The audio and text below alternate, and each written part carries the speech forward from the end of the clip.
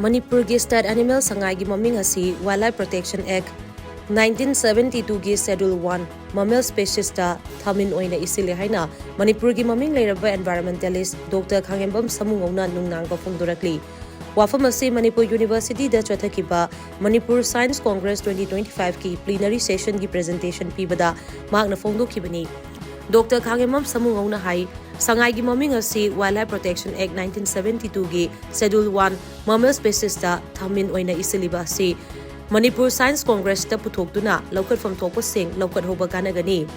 Bro antler deer hairaga su khangnariba sangai hairiba saji makhal ase critically endangered oiraba saji makhal amani sangai asi Wildlife Protection Act 1972 gi Schedule 1 gi makhada su protected species oina leiribani asigumba yamna maruoiba sa makhal asigi maming thamin haina Wildlife Protection Act 1972 da palliba asi laibak thibani Wildlife Protection Act 1972 na protection piriba sa makhal ase South amasung Southeast Asia da fangliba thamin hairiba sa makhal asira natraga Manipur khakta da fangliba sangaira hainasu mahakna hanglakli